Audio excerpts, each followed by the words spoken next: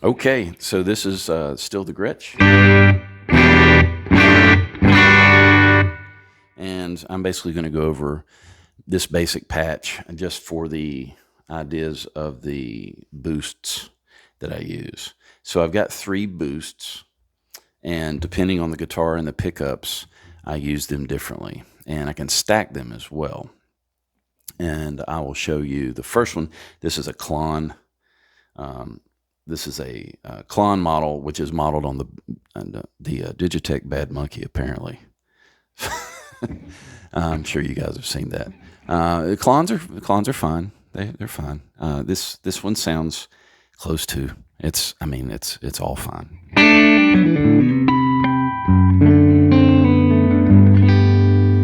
So there's just my punchy. Again, these pickups are hot, so I can clean this up.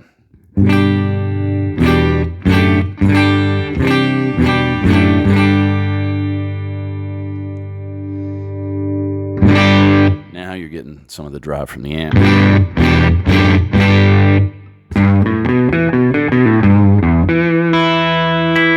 And I got this set up for a little mid boost.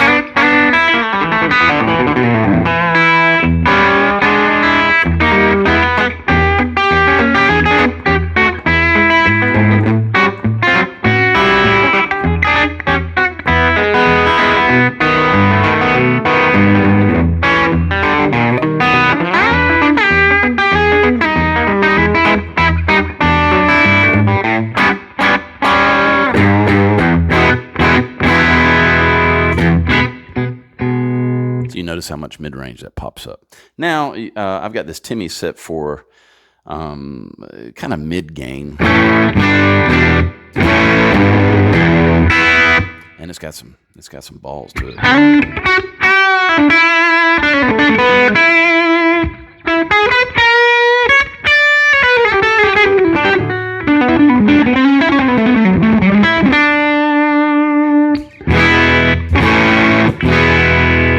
Now you can stack the Minotaur and the Timmy. So it's like an over-the-top boost.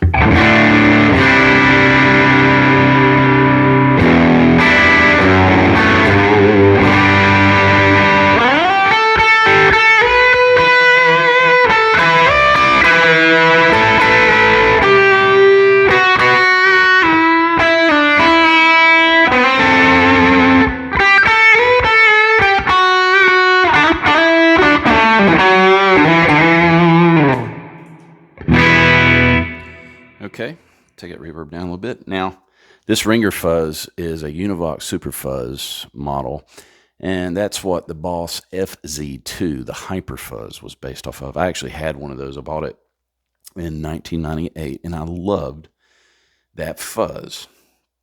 And the UniVibe's were a little temperamental and expensive, and the Boss, I think I got for $80. It was just ridiculous. And it wound up being disappeared on purpose. Apparently, I let a friend borrow it, and somebody lifted it from him. So, but this one turns out really great. And neck pickup sounds great with this. And I'm going to turn it on.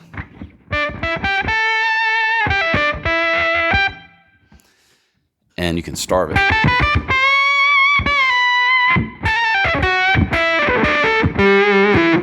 Now I can turn it up a little bit more.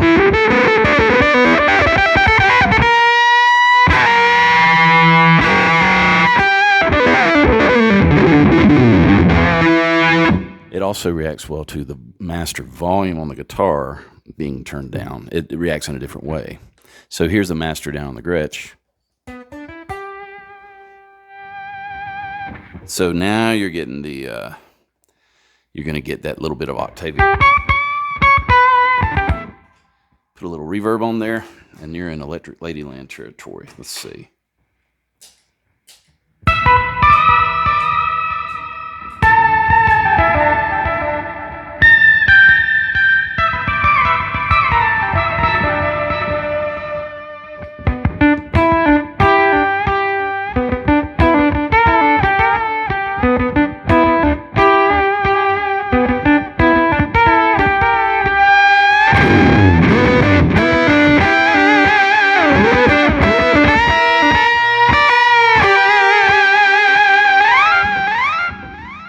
Now, if you were a really crazy person, you would stack the Timmy on the fuzz, and you would stack the Minotaur on the fuzz.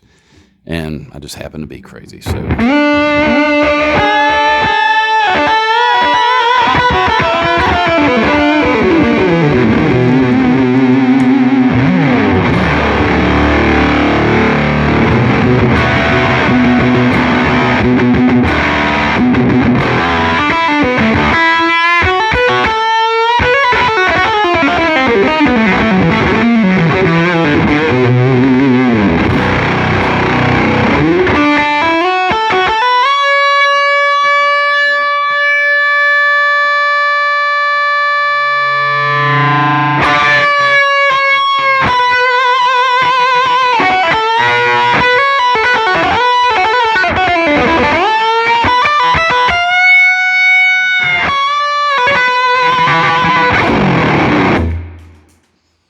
So, adventures in overdrive, yes.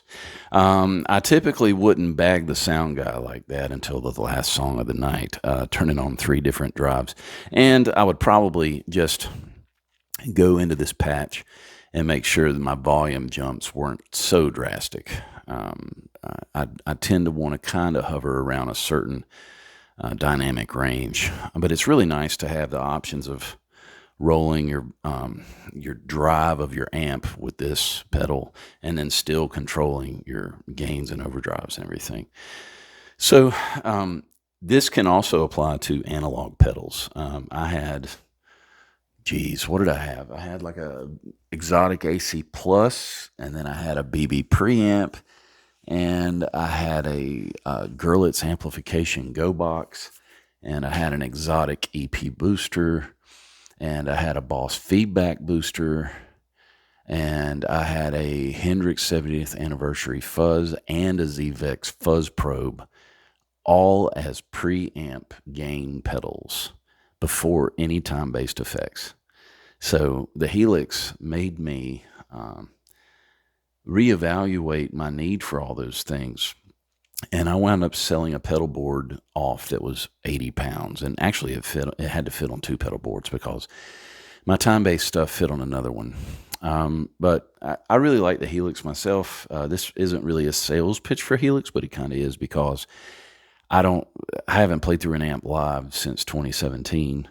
And I really love the thing. Just everything is so smart about how it was built. The workflow, I can dial up anything I want fairly quickly, just because it's just so intuitive for me, because I came over from the M series of effects. I had the M5, the M9, and the M13. So it just totally made sense from that standpoint. And then you can drag and drop and put stuff here and assign things, and with the foot switches, building patches is super easy. So put it this way, I don't miss pulling up pedals with Velcro and reattaching them, and then some of their impedances don't work well, and some of them don't work well in front of the other one, and then you get to the gig, and then you got a dead pedal board, and you got to track down the power situation, or did something get moved, or did one of the knobs get moved, and you got the actual level on one of the pedals got rolled down, and it's just no thanks.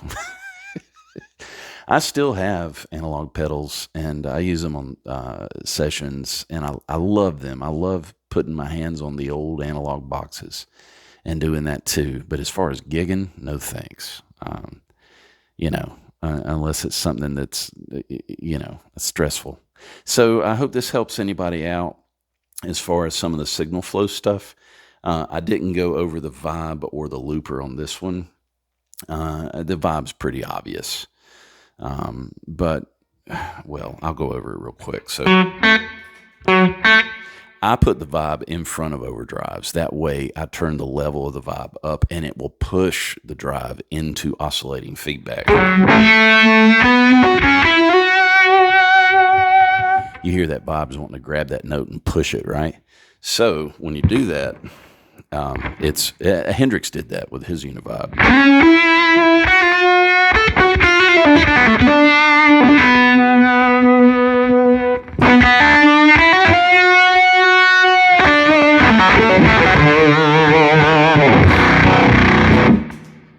So yeah, I'll go over the looper in another one about which reverbs and delays I have in front and behind the looper and why I do that. So that'll be the next video. Thanks for sticking around, checking it out. I hope that was helpful, and send me some questions if you have them. Cheers.